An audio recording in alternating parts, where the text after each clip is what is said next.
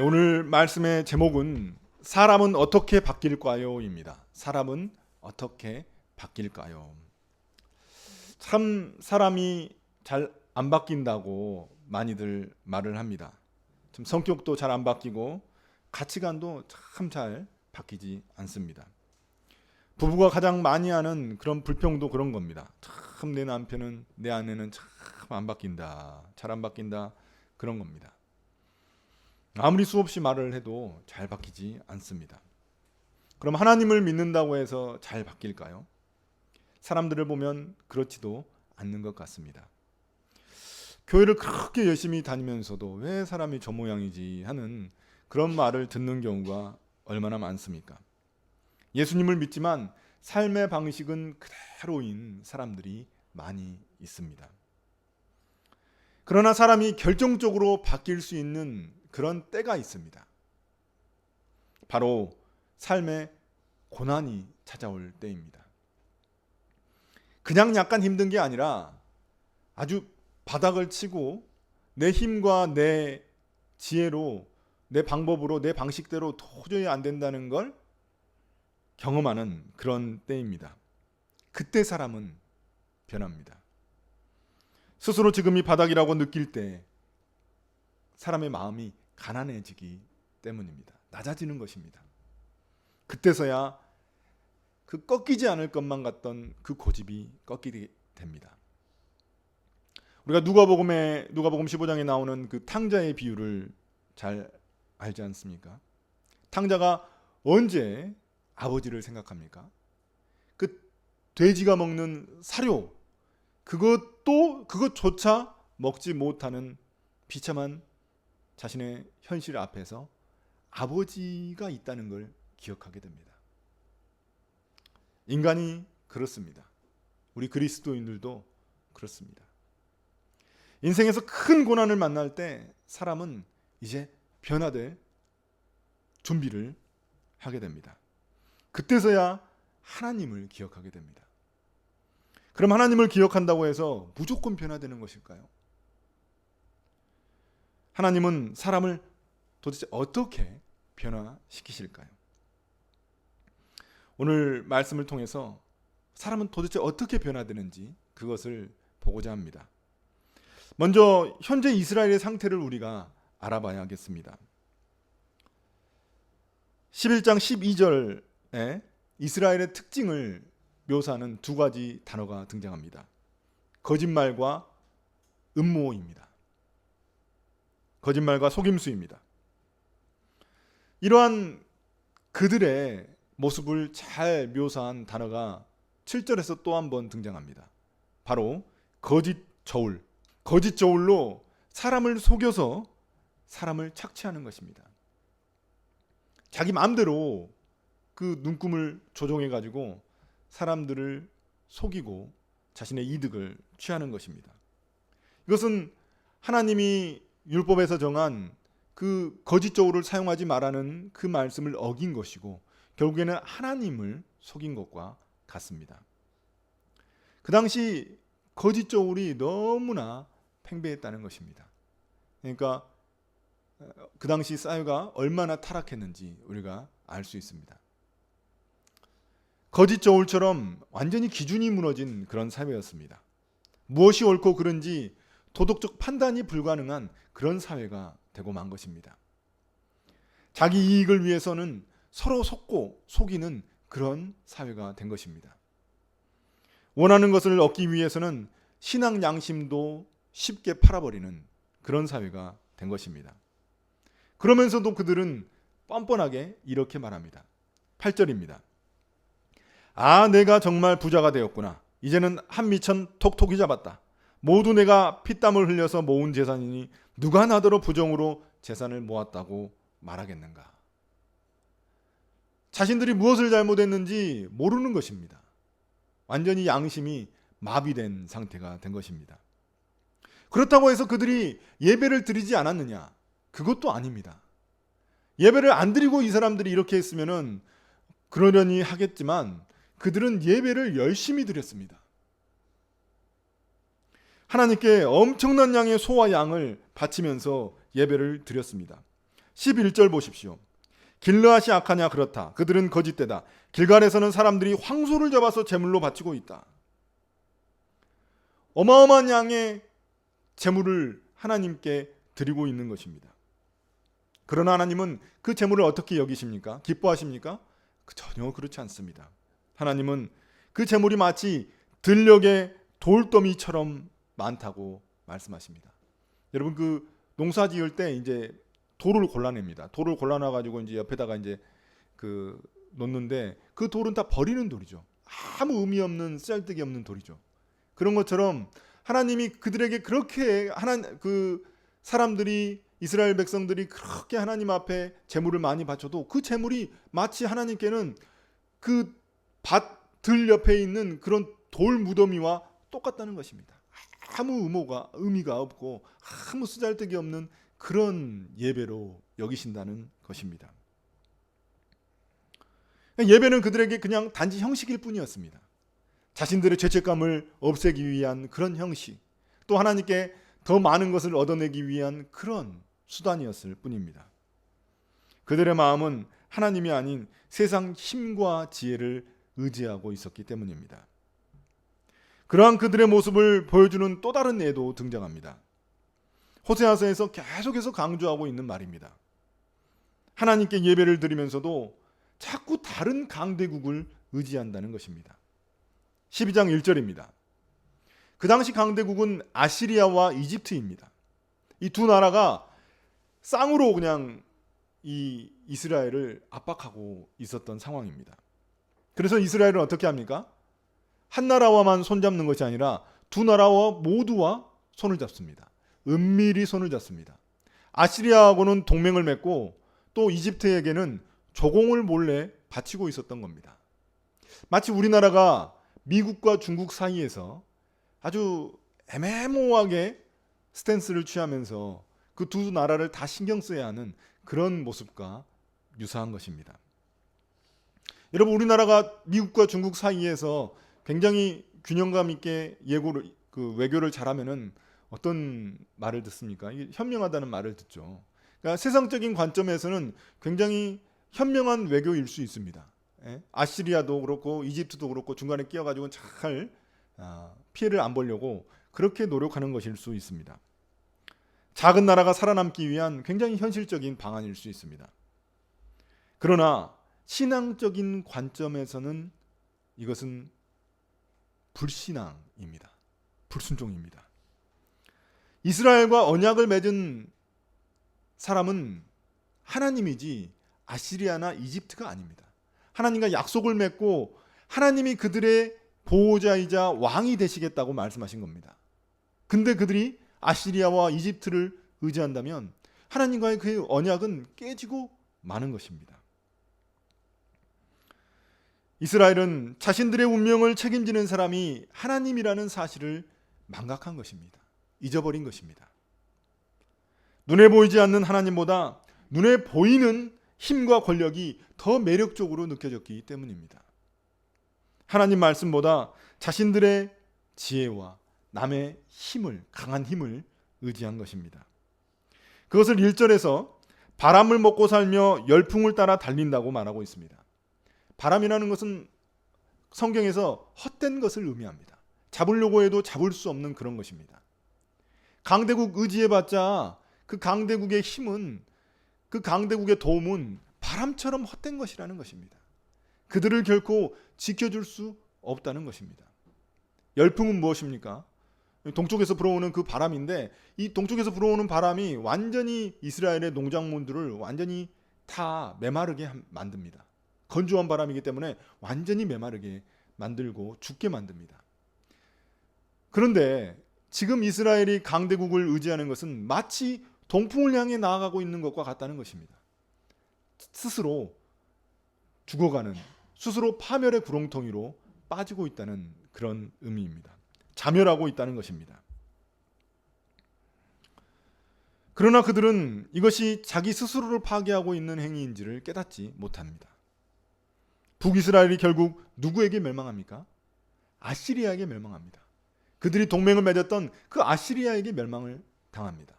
그리고 이집트가 그들을 도와줍니까? 아시리아에게 멸망할 때 도와주지 않습니다. 아무런 도움이 되지 못합니다. 이스라엘이 강대국을 의지하는 모습은 우리의 삶과 다르지 않습니다.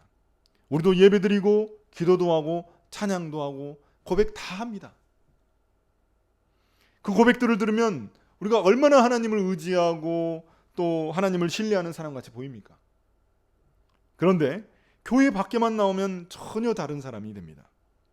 세상 모드로 확 바뀌어버리는 것입니다.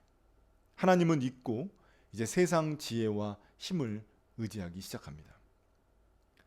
하나님 안에 참된 성공이 있다면서도 직장에서는 좋은 라인을 타서 위로 올라가려고 합니다. 물질 우상에 빠지지 않게 해달라고 기도하면서도 실제로는 돈을 많이 벌 기회가 생기면 불나방처럼 달려듭니다. 소명을 위해 기도한다면서도 세상 가치관 따라 직업을 선택합니다. 결혼 상대자를 선택할 때는 어떻습니까? 결혼 상대자를 위해 기도하며 신앙이 가장 중요하다고 고백합니다. 그러나 정작 실제로는 직업, 외모, 경제력 같은 세상적인 조건에 따라 이루어질 때가 많습니다. 이런 모습들은 우리의 신뢰가 과연 어디에 있는지 다시금 되돌아보게 합니다.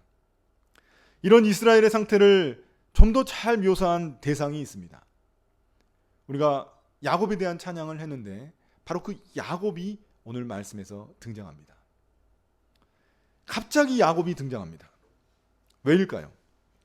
하나님은 거짓과 속임수에 빠진 그 이스라엘의 모습을 보면서 누구를 떠올리신 겁니까? 야곱을 떠올리신 겁니다. 야곱이 누굽니까? 이스라엘의 조상입니다. 야곱이 이스라엘로 이름이 바뀌었는데 그 야곱, 그들의 조상이 떠오른 것입니다.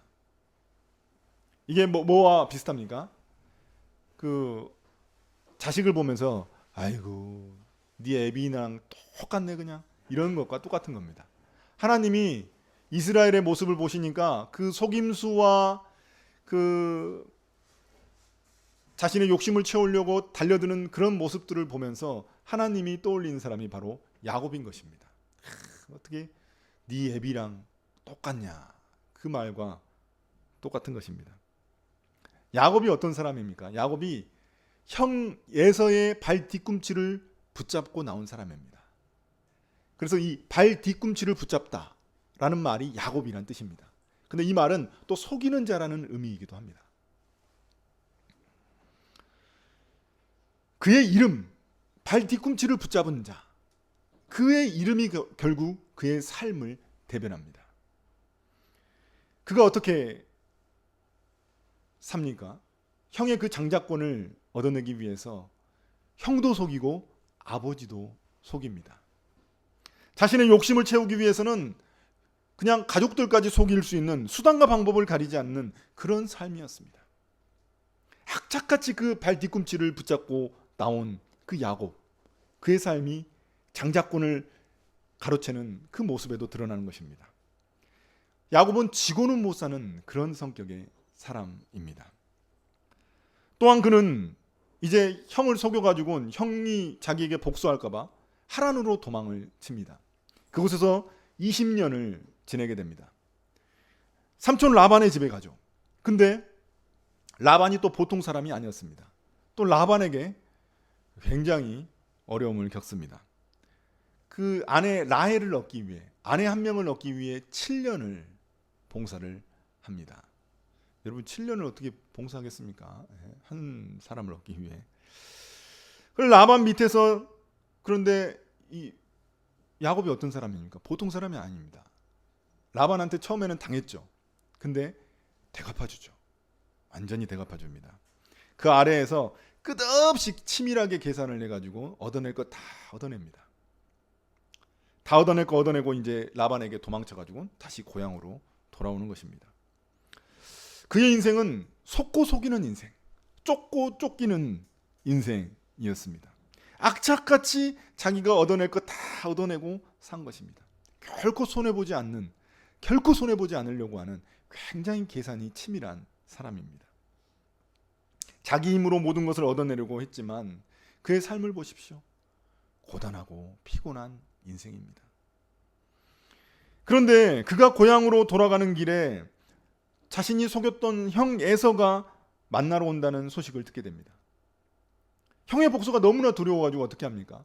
가족들, 자기 재물들 다 먼저 보내고 나서 자기는 그 야복강에서 하나님을 붙들고 씨름합니다. 하나님께 간절히 기도하는 것입니다. 평생 자기가 그렇게 많이 쌓아놓았던 그 재산, 그 삼촌한테서 뽑아먹을 거 다 뽑아먹어가지고 그 재산 가지고도 자신의 목숨만큼은 지킬 수 없었던 것입니다. 그래서 하나님을 굳게 붙들고 하나님 저를 살려주십시오 하면서 기도했던 것이죠. 그때 야곱은 하나님과 싸워서 이깁니다. 놀랍지 않습니까? 어떻게 인간이 하나님과 싸워서 이길 수 있겠습니까? 하나님이 져주신 것이죠. 하나님이 져주신 겁니다. 그때 하나님은 그의 이름을 야곱이 아니라 이제는 이스라엘로 바꿔주십니다.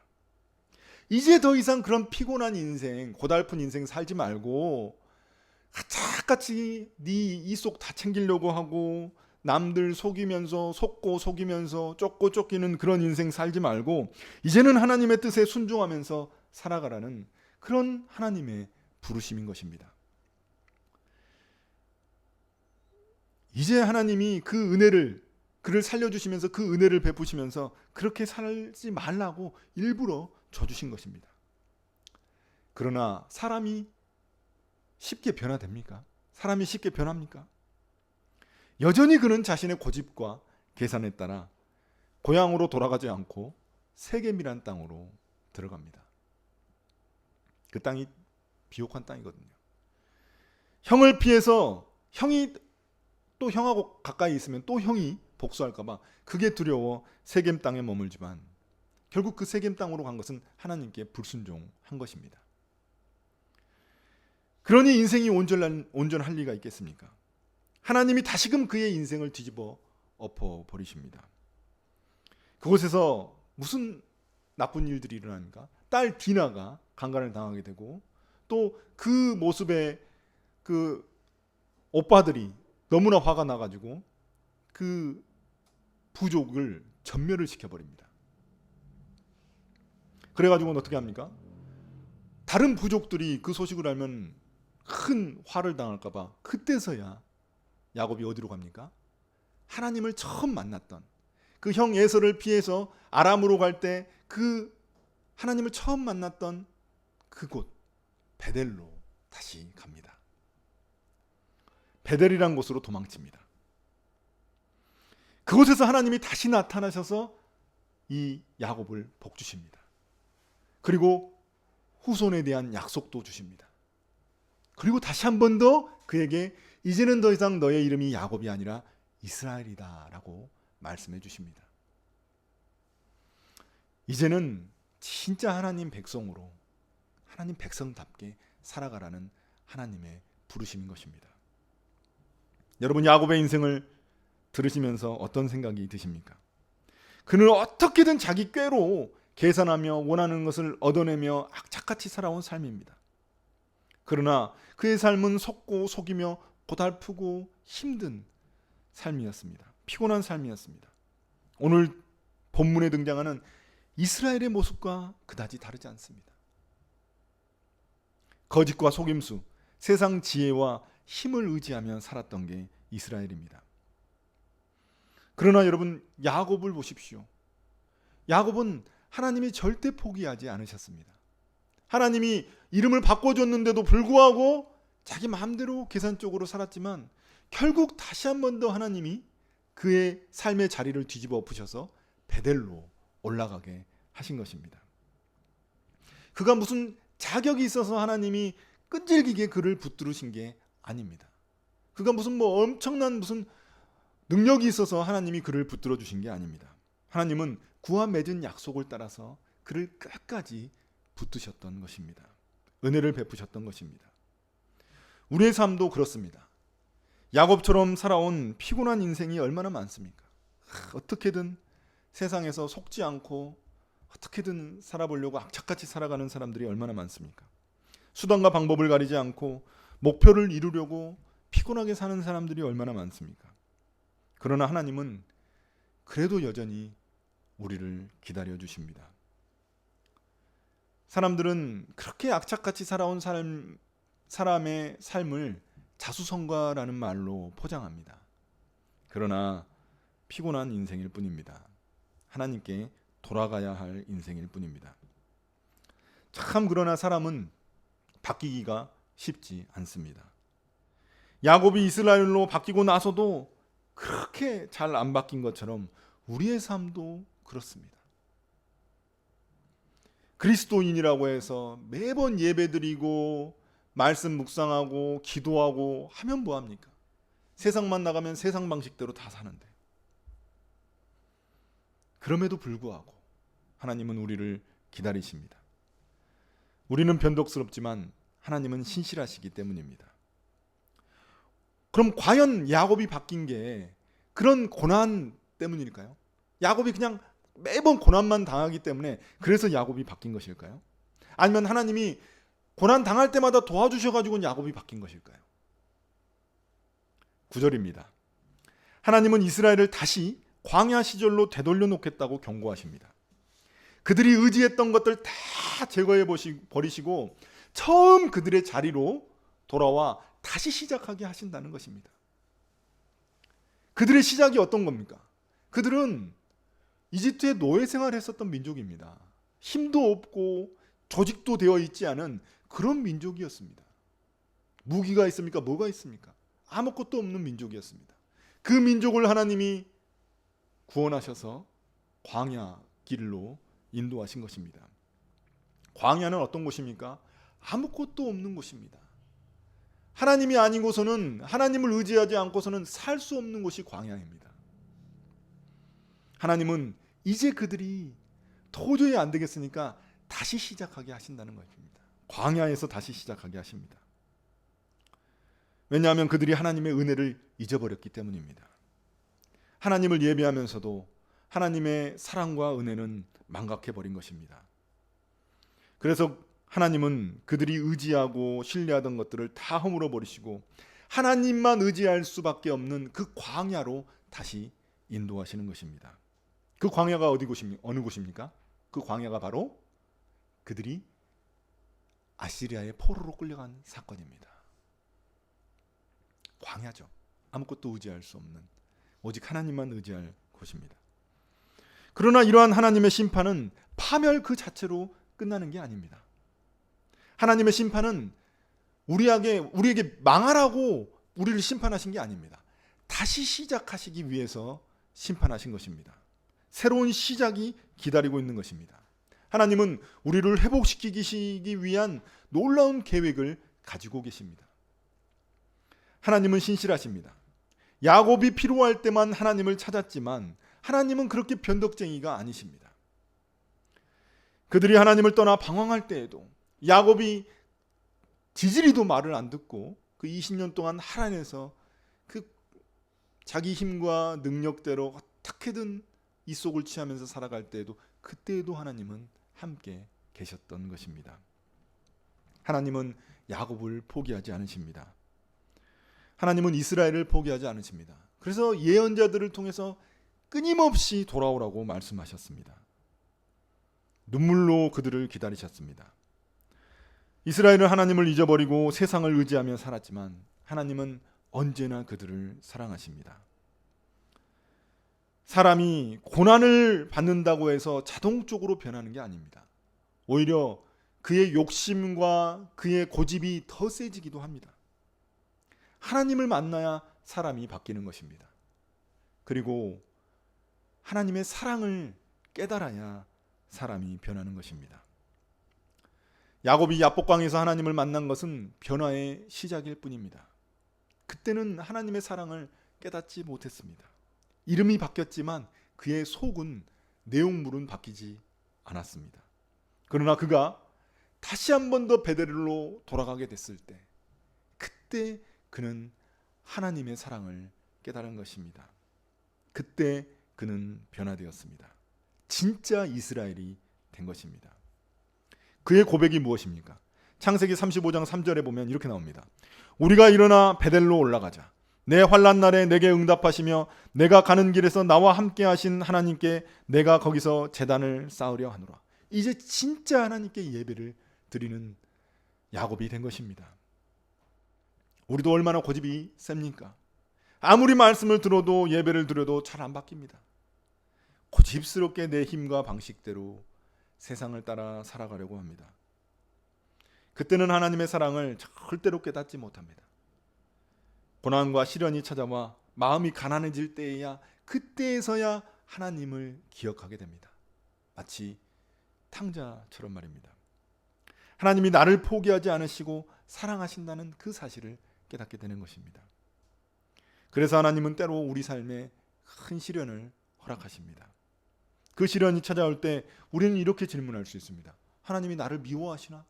나를 좋아하지 않으시는구나. 나에게 저주를 퍼부으시는 건가? 그러나 성경은 분명히 말합니다. 설령 내 잘못으로 인해서 내가 겪는 고난일지라도, 내가 무슨 경건해서 겪는 고난이 아니라 내가 잘못해서 겪는 고난일지라도 하나님은 절대 우리를 미워하지 않으십니다. 하나님은 여전히 우리를 사랑하십니다. 그때 깨달은 하나님의 사랑은 단지 나를 위로하는 데 그치지 않습니다. 그 사랑을 깨달았을 때 사람은 변합니다. 뼛속까지 하나님의 사랑이 새겨집니다. 꺾을 수 없었던 그 고집을 꺾고 새 사람이 되는 것입니다. 그리스도의 사랑이 그렇습니다. 하나님의 사랑은 우리가 경건할 때 우리를 사랑하신 것이 아니라 하나님의 사랑은 우리가 죄인 되었을 때부터, 그때부터 우리를 사랑하신 사랑입니다. 그 그리스도의 변함없는 사랑을 깨달을 때 사람은 변합니다. 사랑하는 성도 여러분, 사람은 참 쉽게 변하지 않습니다. 성격도 가치관도 삶의 방식도 고집스럽게 안 바꿉니다. 그러나 오늘 본문을 통해 우리는 중요한 진리 하나를 깨닫게 됩니다. 우리의 변화는 고난을 받는다고 해서 그 자체로 우리가 변하는 게 아닙니다. 변함없으신, 언제나 변함없으신 그 신실하신 하나님의 사랑을 깨달을 때 사람은 변합니다. 고난은 그 사랑의 밑거름이 되어줄 뿐입니다. 야곱의 인생도 마찬가지입니다. 야곱의 인생이 곧 우리의 인생입니다. 자신의 깨와 힘으로 살아가던 야곱은 야복강에서 하나님과 씨름할 때 하나님을 어떻게든 하나님조차도 이겨먹으려고 했었던 그런 사람이어서 하나님이 그를 이름을 야곱에서 이스라엘로 바꿔주십니다. 그렇다고 곧바로 그가 바뀐 게 아닙니다. 안 바뀝니다. 그러나 그가 실패와 고난을 반복하며 진짜 하나님을 처음 만났던 그 자리로 다시 돌아가, 베델로 돌아가 다시 한번 하나님을 만났을 때 그때 그는 하나님의 사랑을 깨닫고 변화됐습니다. 우리가 그 야곱입니다. 혹시 지금도 나의 힘과 지혜를 의지하고 또 세상의 방법을 쫓아 살아가고 있지는 않습니까? 겉으로는 하나님을 예배하고 기도하고 말씀을 보지만 마음 깊은 곳에서는 여전히 세상을 의지하고 있지는 않습니까? 하나님은 여전히 우리가 돌아오기를 기다리십니다. 그 어떤 것도 나를 바꿀 수 없습니다. 그 어떤 것도 나의 내면까지 완전히 바꿀 수 없습니다. 오직 하나님의 사랑만이 사람을 변화시킵니다. 야곱처럼 끈질기게 우리를 쫓아오시는 그 하나님의 사랑을 기억하고 다시 한 번 더 하나님께 돌아올 수 있는 우리 모두가 되기를 예수님의 이름으로 축복합니다.